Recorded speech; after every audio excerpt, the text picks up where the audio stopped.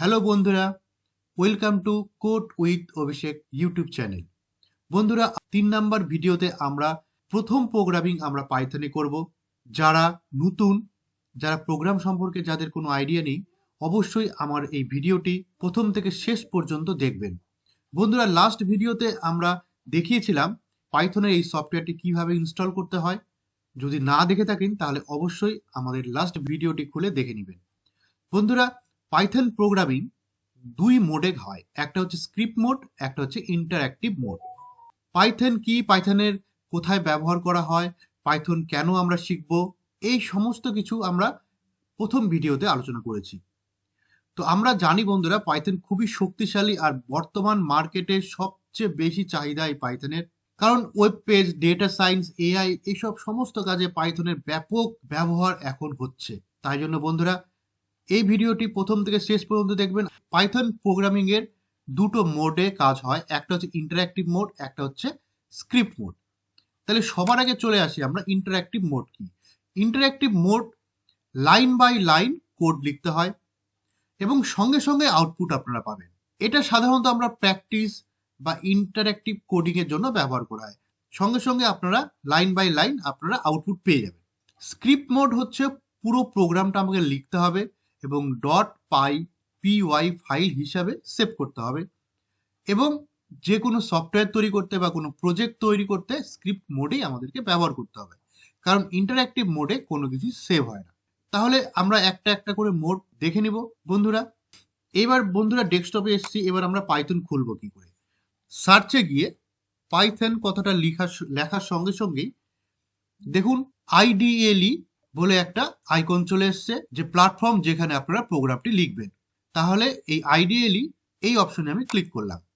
এইবার দেখুন যে তিনটা যে গ্রেটার দেন চিহ্ন আছে, শিফট যে অপশনটা আছে, এইখানে আমরা প্রোগ্রাম লিখতে পারি।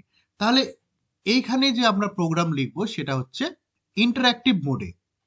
দেখুন লাইন বাই লাইন প্রোগ্রামটি হবে। ধরুন আমি কোনো কিছু একটা মেসেজ প্রিন্ট করছি, তার জন্য আমি লিখবো প্রিন্ট ফার্স্ট ব্র্যাকেটের মধ্যে, যেহেতু ক্যারেক্টার লিখবো বা স্ট্রিং লিখবো তাই জন্য ডবল ইনভাইটেড কমার মধ্যে আমরা লিখতে পারি, ধরুন কোড উইথ অভিষেক।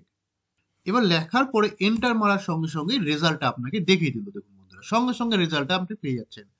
আর একটা আমি দেখাচ্ছি বন্ধুরা, যোগ করব। ধরুন 5 + 9, সঙ্গে সঙ্গে 14 ক্যালকুলেশন করে দেখিয়ে দিচ্ছে। বন্ধুরা, এটা হচ্ছে ইন্টারঅ্যাক্টিভ মোড। প্রতিটা লাইনে কোডটি রান হবে, সঙ্গে সঙ্গে আপনাকে আউটপুট দেখিয়ে দিবে। এটা কোনোদিনও সেভ হবে না বন্ধুরা, তাই জন্য বড় কোনো প্রোগ্রাম এখানে আপনি করতে পারবেন না। ওকে, আরো একটা মোড আছে, সেটা হচ্ছে স্ক্রিপ্ট মোড। স্ক্রিপ্ট মোডটা আমরা কি করে করব, যেখানে আমরা প্রোগ্রাম লিখবো, সেভ করব এবং রান করব এবং ভবিষ্যতেও সেই প্রোগ্রামগুলোকে নিয়ে কাজ করতে পারবো। তার জন্য আমরা যাব ফাইল, ফাইল থেকে দেখুন নিউ ফাইল, ওকে ক্লিক করলাম। এবার দেখুন একটা উইন্ডো খুলে গেল। প্রথমে আনটাইটেলড অবস্থায় আছে যেহেতু সেভ করা নাই। এবার আমরা এখানে একটা প্রোগ্রাম লিখব। তাহলে বন্ধুরা, প্রথম একটা প্রোগ্রাম আমি just good morning, welcome to code with Abhishek, এই দুটো লাইন আমরা লিখব। তাহলে প্রিন্ট করার জন্য, কোনো মেসেজ দেওয়ার জন্য যে ফাংশন আমাকে নিতে হবে সেটা হচ্ছে প্রিন্ট। আর প্রিন্টটা কি ফার্স্ট ব্র্যাকেটের মধ্যেই রাখতে হবে। তার মধ্যে কি মেসেজ দিব, গুড মর্নিং। তাহলে যেহেতু এটা স্ট্রিং তাই জন্য আমাকে ডবল ইনভাইটেড কমার মধ্যেই মেসেজটা লিখতে হবে। মনে রাখবেন বন্ধুরা, যে কোনো স্ট্রিং ডবল ইনভাইটেড কমার মধ্যেই লিখতে হয়। এন্টার। তারপরে আরো একটা মেসেজ দিব, প্রিন্ট ওয়েলকাম টু অভিষেক। ওকে বন্ধুরা, এবার আমাদের প্রোগ্রাম কমপ্লিট হয়ে গেল। এবার আমরা সেভ করব। প্রোগ্রামটা রান করার আগে সেভ করতে হয়। তাহলে ফাইল থেকে সেভ এভাবেও করতে পারি। আমরা যদি ডাইরেক্ট রান করতে চাই, F5 দিয়ে বা রান থেকে রান মডিউল করি, তাহলে রান হওয়ার আগে আগে সেভ করতে বলবে, তারপরেই সেটা রান হবে। ওকে, তাহলে আমরা রান থেকে গিয়ে আমরা F5 প্রেস করতে পারি বা রান মডিউলে ক্লিক করলাম। সঙ্গে সঙ্গে বলছে source must be save, okay to save. এখানে আমি ওকে করলাম। কি বলছে, আমাকে সেভ করতে বলছে। ওকে, এটাকে আমি সেভ করলাম, মাই ফার্স্ট প্রোগ্রাম, এর এক্সটেনশন নেম .py, সেভ করলাম। দেখুন সেভ করার সঙ্গে সঙ্গে প্রোগ্রামটা রান করলো। দেখুন মেসেজ দিচ্ছে গুড মর্নিং, ওয়েলকাম টু অভিষেক, এবং এটা আমার সেভ হয়ে থেকে গেল।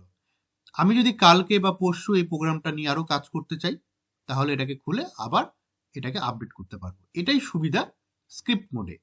বন্ধুরা আজকের ভিডিওটি এই পর্যন্তই। বন্ধুরা নেক্সট ভিডিওতে আমরা দেখাবো বিভিন্ন অপারেটর সম্পর্কে। ততক্ষণের জন্য ধন্যবাদ।